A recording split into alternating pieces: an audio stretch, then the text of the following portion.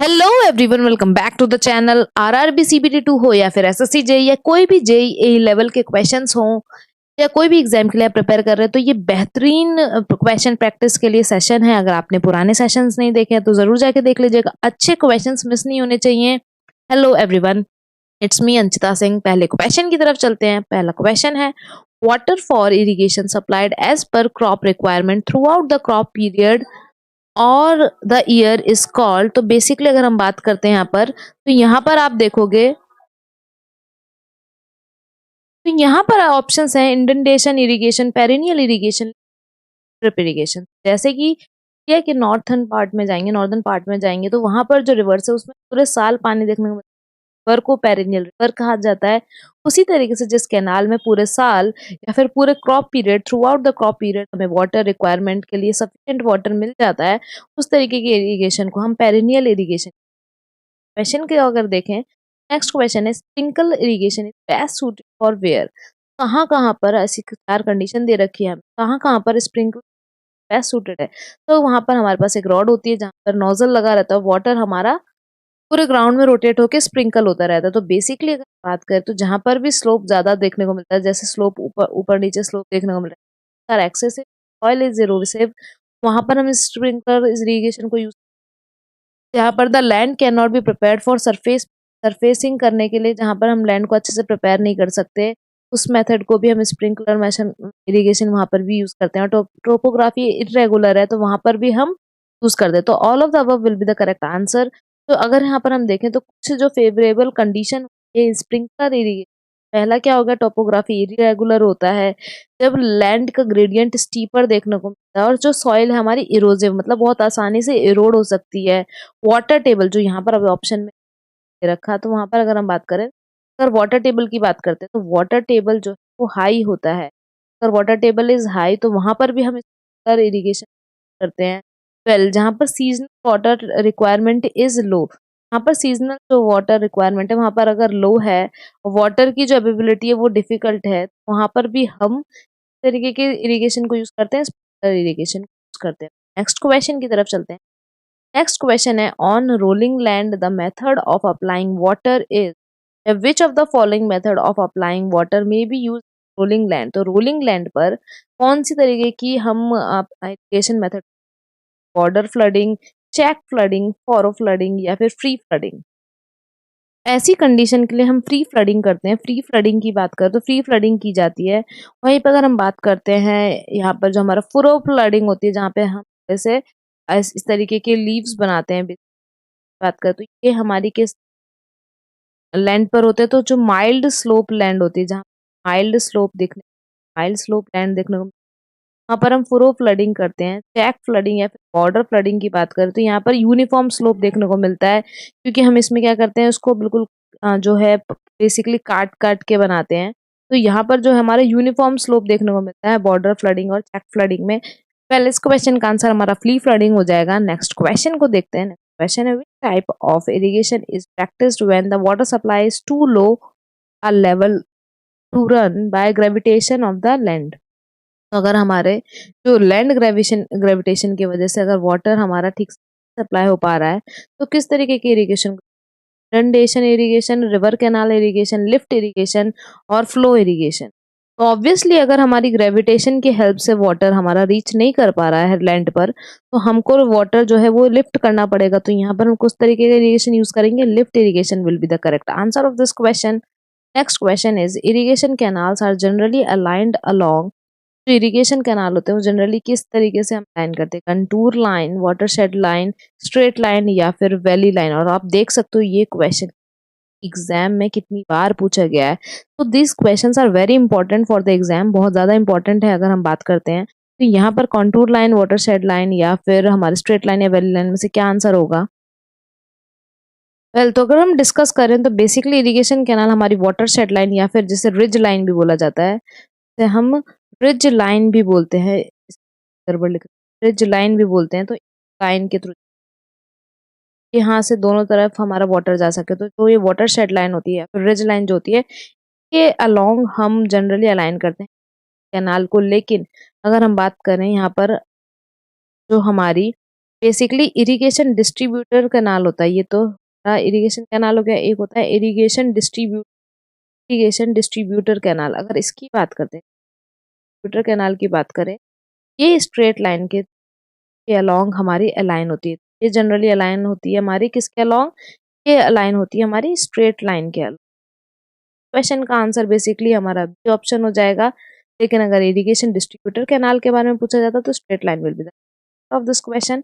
Next question को, technique of water distribution farm is also called trickle irrigation. यहाँ पर जो हमारा ड्रिप इरिगेशन होता है, यहाँ पर जो हमारा इवेपोरेशन लॉस है वो बहुत कम देखने को मिलता है, क्योंकि हम डायरेक्टली जो रूट्स होती हैं, जो हमारी क्रॉप की रूट्स होती हैं, वहां पर ही हम डायरेक्टली वाटर को, जैसे ये क्रॉप्स की, यहाँ पर डायरेक्टली हम वाटर को अवेलेबल कराते हैं, वाटर अवेलेबल कराते हैं। तो यहाँ पर इवेपोरेशन लॉस जो है वो बहुत ही कम देखने को मिलता है, लेस इवेपोरेशन लॉस देखने को मिलता है। ड्रिप इरिगेशन ट्रिकल इरिगेशन कहा जाता है। यहाँ पर रन ऑफ का लॉस भी हमें बहुत कम देखने को मिलता है, रन ऑफ का लॉस भी हमें बहुत कम देखने को मिलता है। इसको माइक्रो इरिगेशन कहा जाता है, एक और नाम है इसका, तो माइक्रो इरिगेशन भी कहा जाता है। क्वेश्चन की तरफ चलते हैं। इस क्वेश्चन का answer drip irrigation. Question is which one of the following defines aridity. Aridity index को कौन बिल्कुल सही बताता है? तो हमारा क्या है? Potential level. और एईटी इवेपोर। सबसे पहले तो जरा कमेंट सेक्शन में आप लोग ये बताइए कि इवेपो ट्रांसपिरेशन क्या होता है। ट्रांसपिरेशन क्या है, इसमें बहुत लोगों को कंफ्यूजन होता है। तो बहुत ही बेस्ट डेफिनेशन करेगा, वेल उसको बहुत ही अच्छे हार्ट, तो यार जरा अच्छे से इवेपो ट्रांसपिरेशन क्या होता है। तो एआई की जो वो बेसिकली क्या कहता है कि पीई माइनस ए अपॉन में PE multiply by 100 will be heredity index. तो A option will be the correct answer, PET minus AT upon PE the answer of this question. Next question is, और वो हमारा ESC 2020 में भी पूछा गया, तो ये सब इंपॉर्टेंट क्वेश्चन है। क्वेश्चन कह रहा है the relative humidity the measure of air capacity. Air capacity को मेजर करने के लिए ह्यूमिडिटी, जो कि एच से डिनोट करते हैं, at its existing temperature to absorb the further moisture and is defined by the relation। कौन से रिलेशन से हम डिस्क्राइब करते हैं?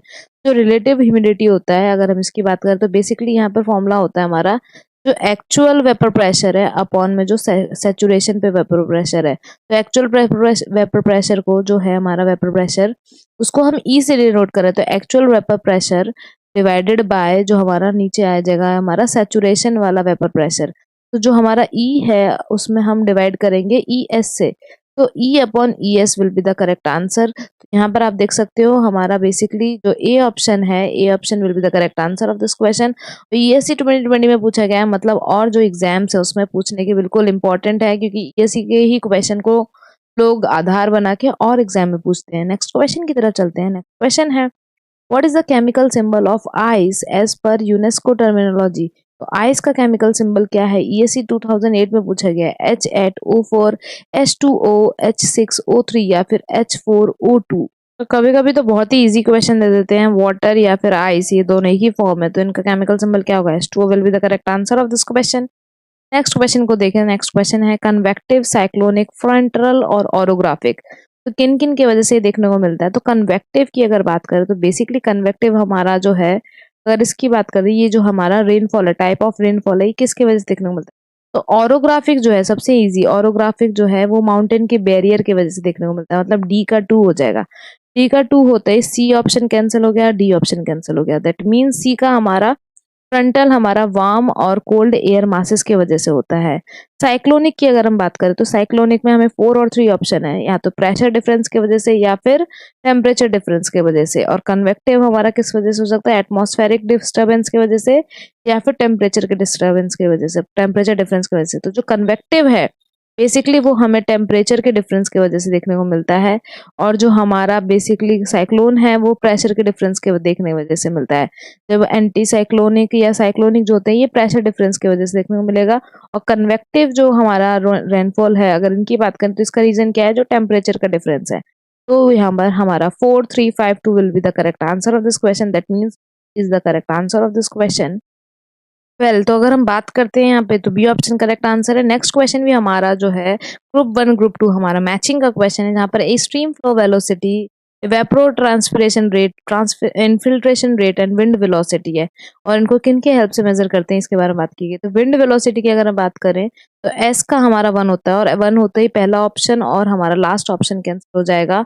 तो जो विंड है बेसिकली अगर हम बात करें, विंड वेलोसिटी एनोमीटर की हेल्प से हम करते हैं। इनफिल्ट्रेशन रेट की अगर हम बात करते हैं तो ये हमारा हॉटन्स मेथड के थ्रू हम हेल्प करते हैं, उसकी हेल्प से हम उसको मेजर करते हैं। तो यहाँ पर हमारा आर का हो जाएगा 3, आर का 3 होते ही ये बी ऑप्शन भी कैंसिल हो गया। और आप यहाँ देख सकते हो कि जो स्ट्रीम फ्लो वेलोसिटी है वो करंट मीटर के हेल्प से किया जाता है। इवेपोट्रांसपिरेशन मेथड रेट हमारा पेनमेंथ मेथड से किया जाता है। That mean option will be the correct answer of this question. एक क्वेश्चन आप लोग के लिए, और आप यहाँ देख सकते हो कितने एग्जाम में, मतलब लिटरली कितने एग्जाम में ये पूछा गया है। So this very important question. और इस क्वेश्चन का आंसर आप लोगों को कमेंट सेक्शन में बताना है कि what is rain hyetograph. Rain hyetograph क्या है, किसके बीच में जो हमारा ये ग्राफ बनता है, रेनफॉल और जो हमारा टाइम के वर्सेस ग्राफ बनता है, या रेनफॉल इंटेंसिटी या फिर टाइम के वर्सेस ग्राफ बनता है, या डिस्चार्ज टाइम के वर्सेस में ग्राफ बनता है, या प्रेसिपिटेशन और टाइम के वर्सेस में ग्राफ बनता है। इसका आंसर आप लोगों को कमेंट सेक्शन में बताना है। पहले अगर हम बात करते हैं यहाँ पर, तो ये कमेंट सेक्शन में जरूर आंसर बताइएगा। और इवेपोट्रांसपिरेशन क्या होती है इसकी भी जरूर डेफिनेशन कमेंट सेक्शन में बताइएगा। और किस टॉपिक पे हम वीडियो ला सकते हैं जरूर कमेंट सेक्शन में बताइएगा। Thank you so much for watching. Like and subscribe our channel.